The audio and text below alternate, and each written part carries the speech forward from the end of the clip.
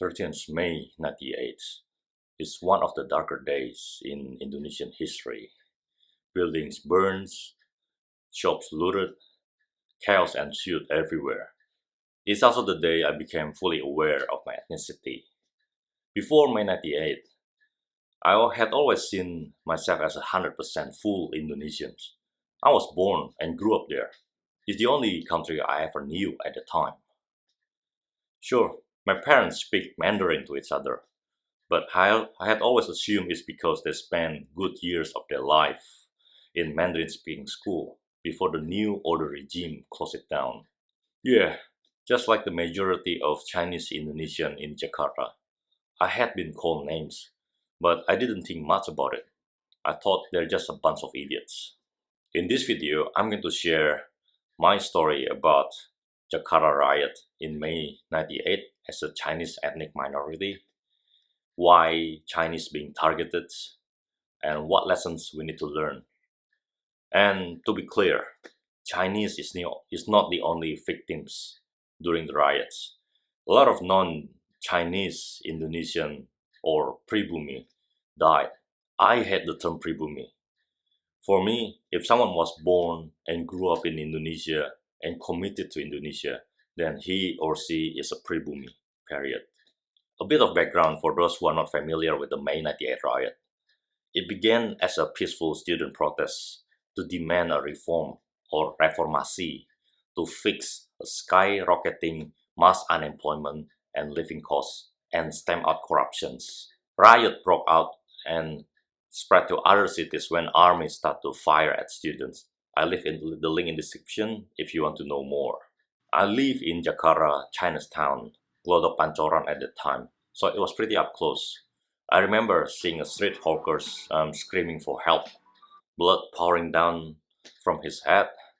He's a regular in our neighborhood. He always came to sell snacks, sweets, but no one dared to leave their house to help. And I'm still wondering till this day what happened to him, because he never came after that.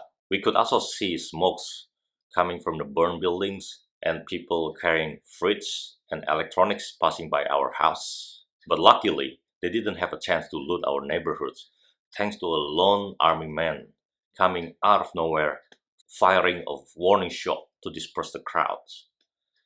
A friend of mine, now living in Sydney, is not so lucky. He almost lost his life. He rode a motorcycle at that time, and a crowd coming to him demanding to take off his helmet. As a minority, he was ready to die on the spot. But suddenly a car coming out of nowhere ran between him and the crowds, leaving him a chance to escape.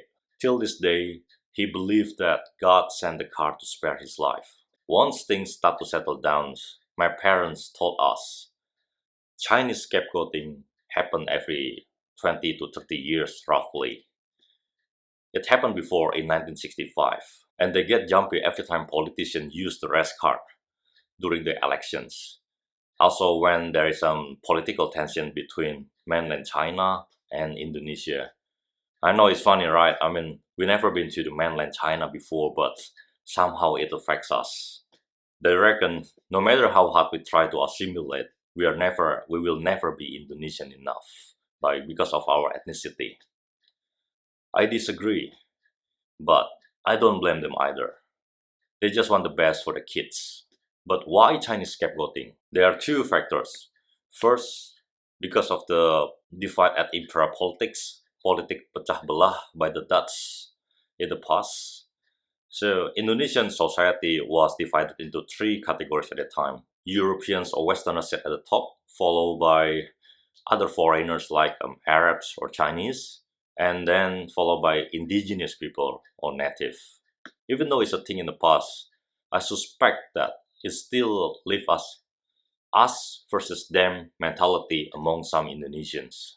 Second, there is a perception that all Chinese Indonesians are rich, thanks to the closeness of Lim Xiaoliong, Sudono Salim, and Suharto at that time. Also, you can see that the top 10 rich Indonesian in 2021 by Forbes magazine are mostly Chinese. Now you may ask, how come an ethnic minority doing so well economically? Well, it's out of necessity and lack of choice. Chinese were only allowed to work in economic space during the Suharto regime. So, meaning becoming a police officer, minister, or government job is completely out of question at the time. Of course, not all Chinese are rich, just like this family here in Singkawang. They are poor just the rest of the neighborhood. And you probably figure out that I'm not rich either. That's why I'm starting this YouTube channel, so please give it a like and subscribe.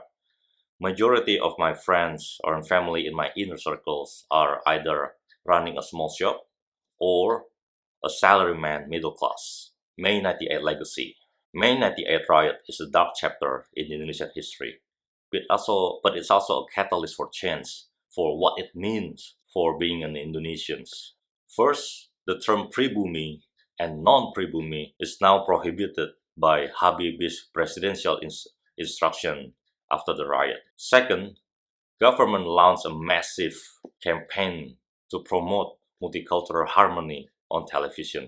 Third, for the first time ever, Chinese Indonesians can express their cultural heritage without fear. And Lunar New Year became a public holiday in Muslim majority countries, Indonesia. Thanks to small part to our fourth president, Abdurrahman Wahid, or as we call him, Gus Dur.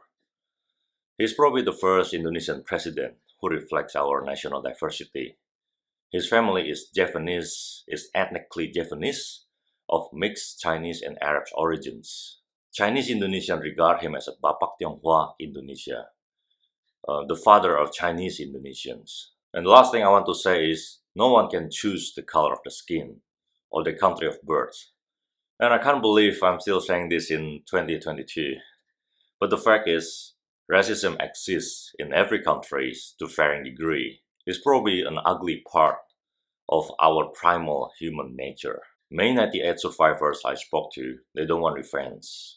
Oh yes, bringing the perpetrators to justice is nice to have, but come on, we all know that that's not realistic in current political climate. They just want to live their life in peace and be accepted for who they are. That's it for me, guys. Please give it a like and subscribe if you learned something new, and I'll see you next time. Bye.